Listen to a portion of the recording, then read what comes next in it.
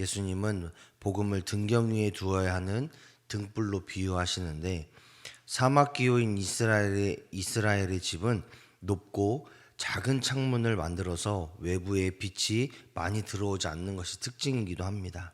그래서 초저녁이 되면 집마다 등불을 켜게 되는데, 우리나라도 등을 천장에 붙여서 집 전체를 비추는 것처럼 이스라엘도 등불을 켜서 등경 위에 올려놓아 모든 집을 밝히는 그런 모습의 형태를 갖춥니다.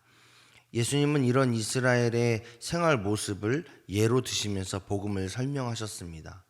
예수님은 복음은 교회를 잘 다스리는 소수의 사람들에게만 허락되는 것이 아니라고 말씀합니다. 하나님께서 예수님을 이 땅에 보내시고 복음을 전하도록 하신 이유는 복음을 감추시기 위해서가 아니라 소수의 사람들에게만 들려주고 그 소수의 사람들만 하나님을 믿고 하나님 나라를 누리며 살아가게끔 하기 위해서가 아니라, 오히려 복음을 드러내서 많은 사람들에게, 세상 모든 사람들에게 복음을 듣고 복음을 믿고 복음을 따르게 하기 위해서 예수님을 통해서 복음을 나타내셨습니다. 그렇기 때문에 예수님을 따라 살아가는 우리 역시도 복음을 세상에 전하는 일에 누구보다 앞장서야 합니다. 이것은 예수님의 사명인 동시에 예수님을 믿는 지금을 살아가고 있는 우리의 사명이기도 합니다.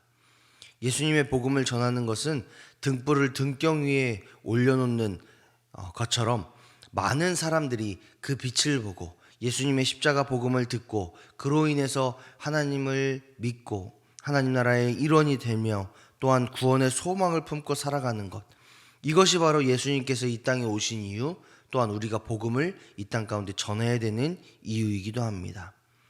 24절을 보면 예수님은 복음을 잘 들어야 한다고도 강조하시고 계시는데, 24절을 다 같이 한번 읽어보도록 하겠습니다. 다 같이 읽겠습니다. 시작. 또 이르시되 너희가 무엇을 듣는가 스스로 삼가라. 너희의 헤아리는 그 헤아림으로 너희가 더 받으리라. 아멘. 복음에 대한 분별력을 가지고 깨달으면 하나님은 더 큰 은혜와 복음의 능력을 허락하시겠다라고 말씀하고 있습니다. 따라서 성도는 날마다 복음을 점검하고 내 삶에 예수 그리스도의 십자가 복음이 내 삶의 주인이 되고 있는지를 분명히 해야 될 필요가 있습니다.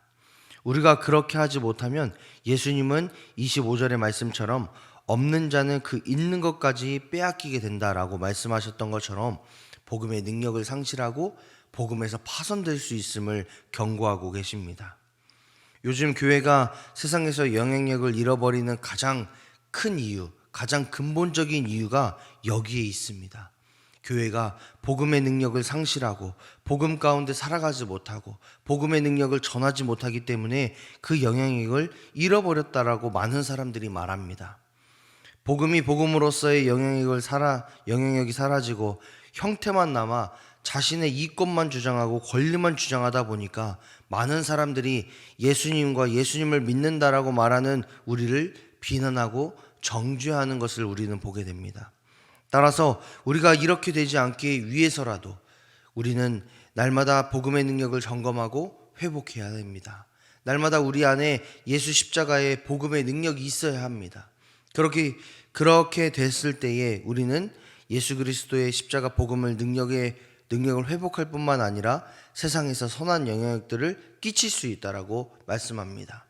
예수님은 날마다 우리에게 복음의 능력, 복음을 점검하고 복음 가운데 살아가고 복음을 분별하며 복음의 은혜를 누리기를 원하시고 계십니다. 이렇게 복음에 대해서 말씀하신 예수님은 하나님 나라에 대해서도 비유로 말씀하시는데, 예수님은 하나님 나라를 농부가 땅에 씨를 뿌리는 것과 같다고 말씀하고 있습니다. 그런데 이 비유에서 농부는 씨를 뿌리기만 하고 아무런 일도 하지 않음을 보게 됩니다. 또한 씨가 어떻게 자라는지도 알지 못한다라고 이야기합니다. 이는 하나님 나라를 전하는 우리의 모습을 비유로 말씀하신 것과 같습니다. 우리가 복음을 전하고 또 그 복음을 다른 사람들에게 들려줄지라도 이 복음이 어떻게 심겨지고 또 어떻게 자라는지, 그리고 그렇게 자라서 어떤 열매를 맺는지를 책임지시는 분은 오직 하나님이시라는 것을 이 말씀은 이야기하고 있습니다. 그렇기 때문에 이 복음을 믿고 그를 하나님의 사람으로 만드는 것, 하나님의 구원의 은혜를 누리며 살아가게끔 하는 것도 오직 하나님의 권한이라는 것을 이 말씀을 통해서 깨닫게 합니다. 따라서 우리는 복음이 자라고 어떻게 열매를 맺을지를 염려하고 근심하며 복음을 전해야 되는지 말아야 되는지, 복음의 능력을 의심하고 그것을 제한하는 것이 아니라 이 복음을 듣게끔 하시고 또 자라게끔 하시고 열매 맺게 하실 분은 오직 여호와 하나님이시라는 그 믿음을 가지고 우리는 담대하게 세상 가운데에 하나님의 복음을 전해야 된다는 거죠. 그리고 그것을 책임지시는 것은 하나님이시다라는 것을 우리는 늘 경각심을 가지고 깨달아야 됩니다. 그리고 그렇게 전한 복음이 열매를 맺어 추수 때가 이르렀을 때에 낫을 대는 추수의 때가 이르게 된다라고 29절은 이야기합니다.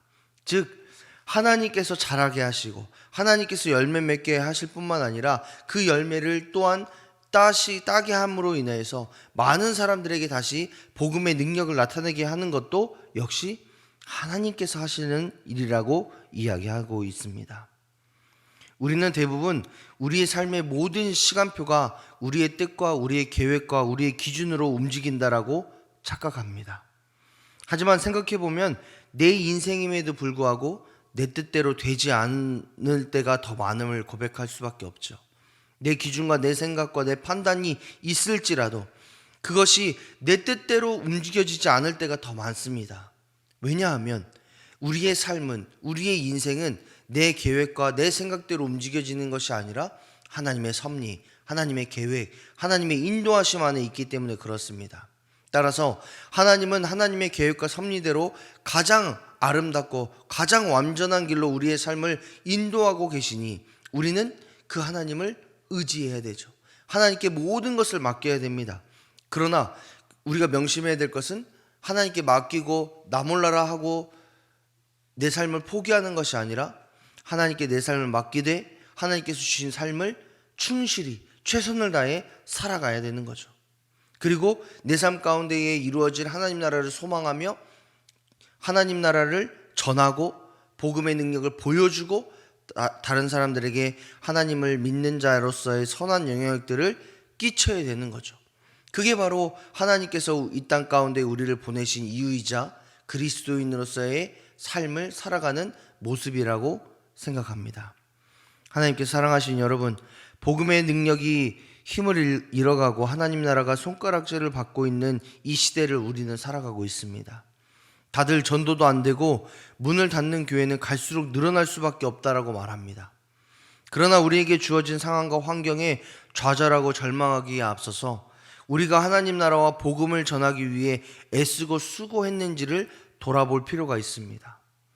나를 구원하시기 위해 모든 영광을 버리시고 이 땅에 오신 예수님처럼 내 주변 사람들에게 복음을 전하기 위해서 내 모든 것을 내려놓고 내 자존심도 내려놓고 내가 가지고 있는 생각과 제한들도 다 내려놓고 복음을 들고 그들에게 찾아갔는지, 그들에게 내가 믿는 예수님을 전했는지, 예수님으로 인해서 내가 행복하고 감사한 삶을 나눴는지 돌아보았으면 좋겠습니다.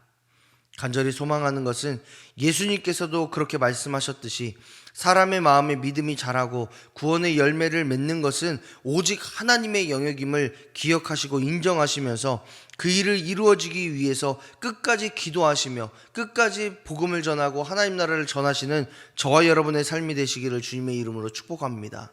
단순히 교회의 숫자를 늘리기 위해서가 아니라 하나님 나라와 영혼 구원을 위해 헌신했던 그 뜨거운 사랑, 예수 그리스도의 그 십자가의 그 뜨거운 사랑이 다시 한번 우리의 삶 가운데에 회복되기를 소망합니다. 그래서 우리의 삶에 하나님의 나라와 복음이 또 우리 하누리교회의 놀라운 십자가 그 구원의 능력이 다시 한번 회복되어질 수 있는 2024년도 한 해가 되시기를 주님의 이름으로 축복합니다.